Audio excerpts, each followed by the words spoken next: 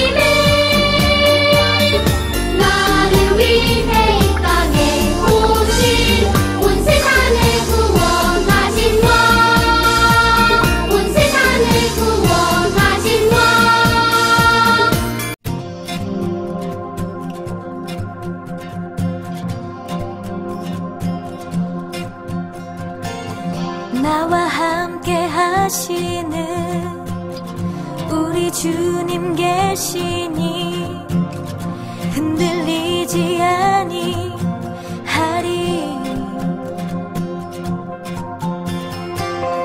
땅이 변하고 산이 흔들려 바다 가운데 빠져도 결코 두렵지 아니하리로다.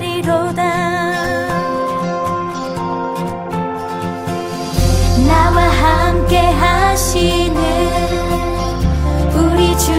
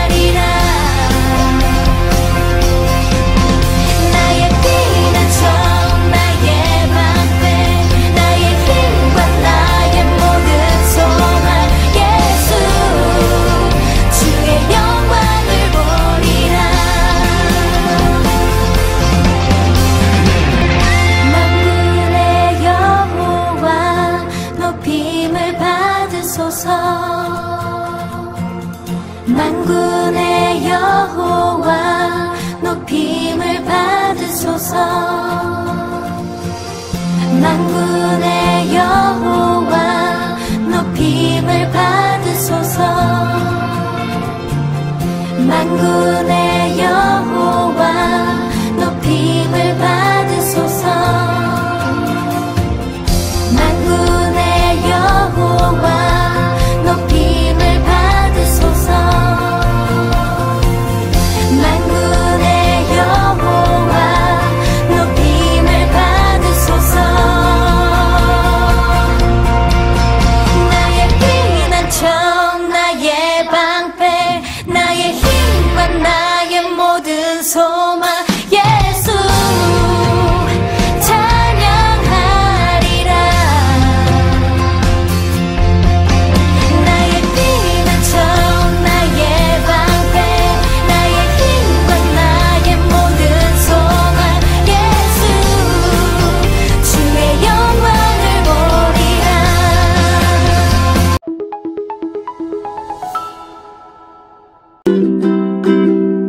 믿음의 주요 또 온전하게 하시니 예수를 바라보자. 이불이 서심이자 2절 말씀. 믿음의 주요 또 온전하게 하시니 예수를 바라보자. 이불이 서심이자 2절 말씀.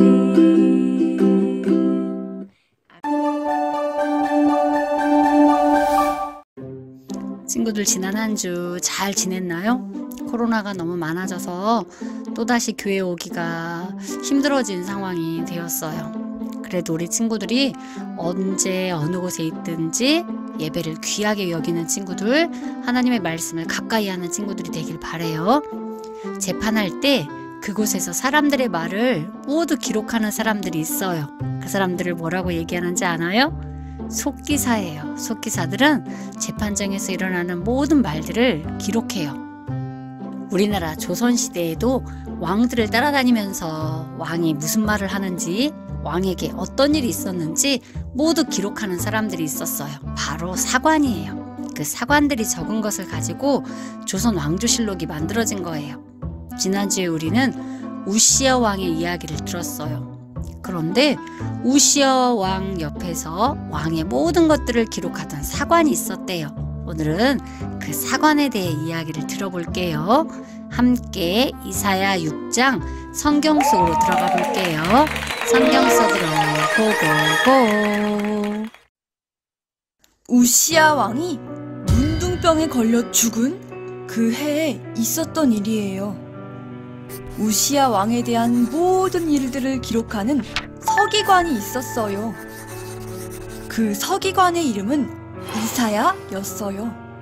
그 서기관은 우시야 왕이 죽고 나서 나라를 걱정하며 하나님의 성전에서 하나님께 기도하고 있었어요. 하나님, 이 나라를 지켜주십시오. 이 백성들의 죄를 용서해 주십시오. 그때였어요.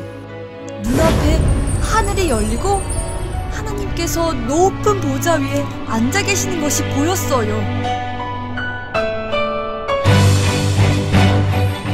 보좌에 앉으신 하나님의 옷자락이 이사야가 앉아있는 성전을 가득 채웠어요. 하나님께서 앉아 계신 보좌 위쪽에는 스랍이라고 하는 천사들이 서 있었어요. 그 스랍들은 6개의 날개를 가지고 있었어요.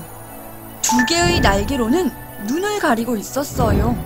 또 2개의 날개로는 발을 가리고 나머지 2개의 날개로 날아다니고 있었어요. 거룩하시다! 거룩하시다! 거룩하시다! 만군의 여호와시다! 여호와의 영광은 온 땅에 가득합니다! 스랍들은 큰 소리로 하나님을 찬양했어요. 이 스랍들이 부르는 찬양 소리가 얼마나 우렁찬지 문지방의 터가 흔들리고 성전은 연기로 가득 찼어요. 하나님의 보좌와 스랍을 본 이사야는 너무나 무서워 부르짖었어요. 아이고, 큰일 났다. 이제 재앙이 나에게 닥칠 거야. 내가 왕이신 하나님 만군의 여호와를 보다니. 난 입술이 더러운 사람인데 거룩하신 하나님을 보다니. 난 이제 죽게 될 거야. 이사야가 두려워 떨고 있을 때 스랍 중 한 천사가 제단에 있는 뜨거운 숯을 집게로 들고 이사야에게로 날아왔어요. 그리고 그 숯을 이사야의 입에 갖다 대었어요. 보아라, 이제 이 숯이 내 입술에 닿았으니 너의 죄는 모두 다 사라지고 용서받았다. 제 죄가 다 사라졌다고요? 하나님께서는 이사야의 모든 죄를 다 용서해 주셨어요. 그때였어요. 이사야의 귀에 하나님의 음성이 들렸어요. 내가 누구를 보낼까? 누가 나를 위하여 이 백성에게 갈 것인가? 하나님께서는 하나님을 위해서 일할 사람을 찾고 계셨어요. 하나님, 제가 여기 있습니다. 저를 보내주십시오. 가서 이 백성에게 전하여라. 나의 말을 듣고도 귀를 닫고 죄를 짓고 있는 백성들에게 전하거라. 내가 그들의 죄를 심판할 것이라고 전하여라.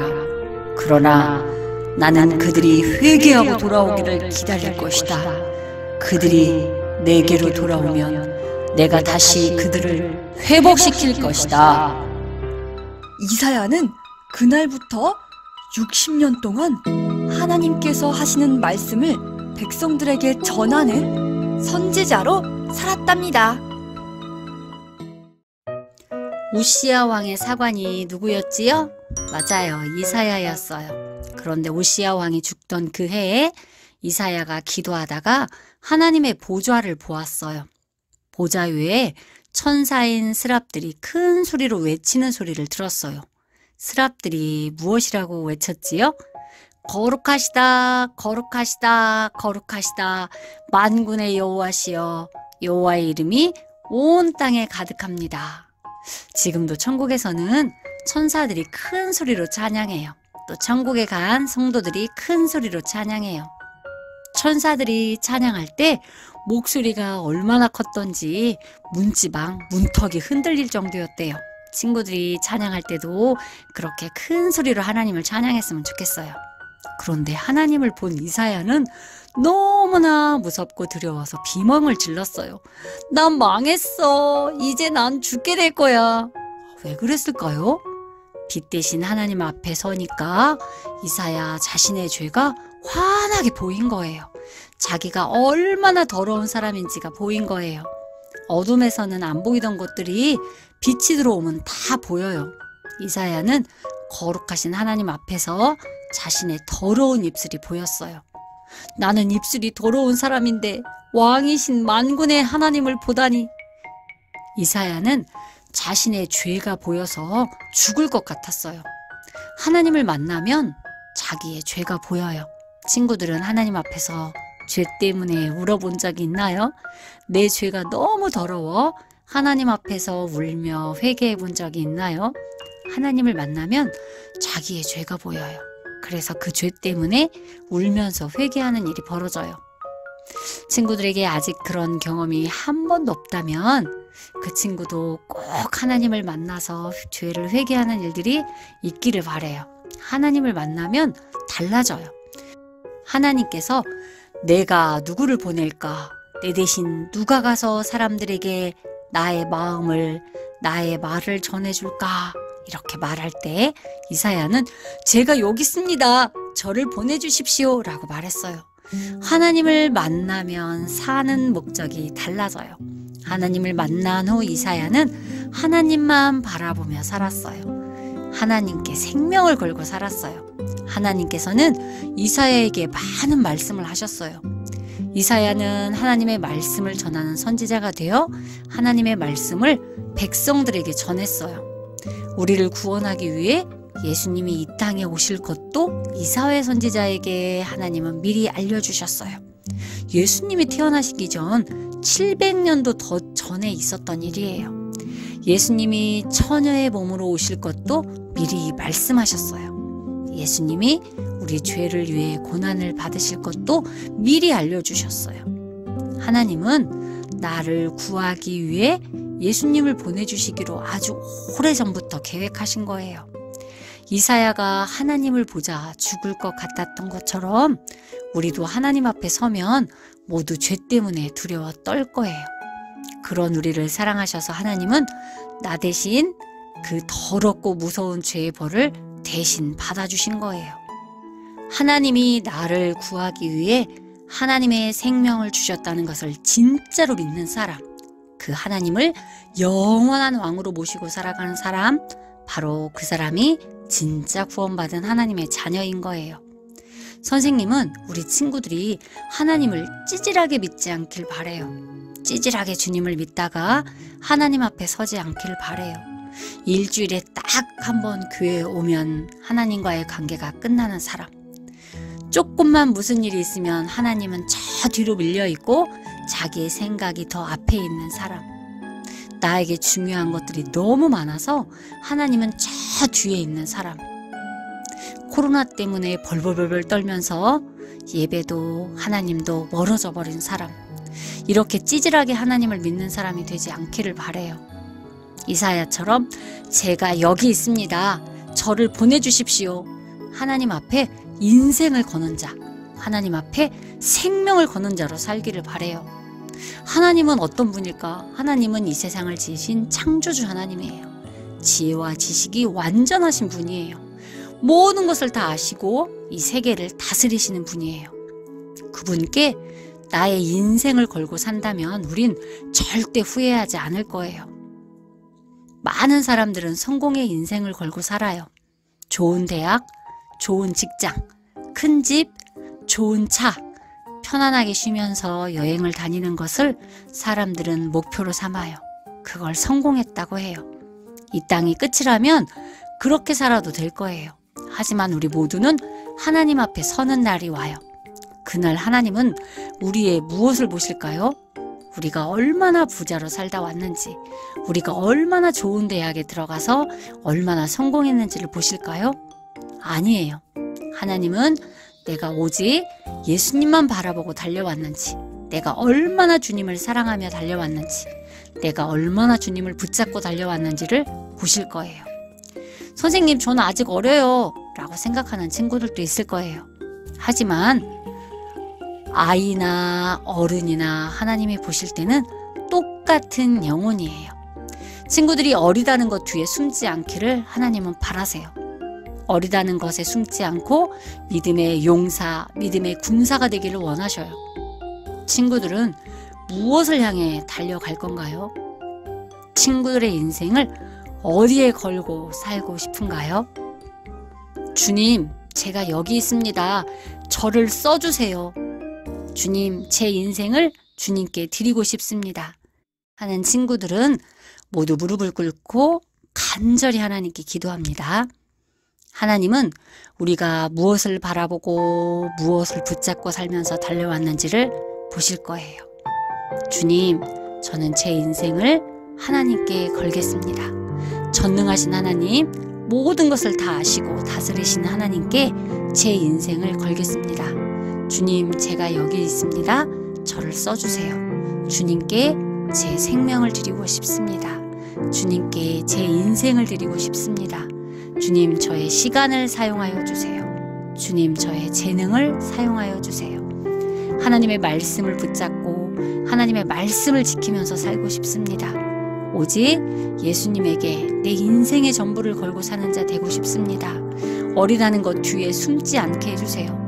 하나님의 강한 군사로, 믿음의 군사로 살게 해주세요. 예수님의 이름으로 기도합니다. 아멘.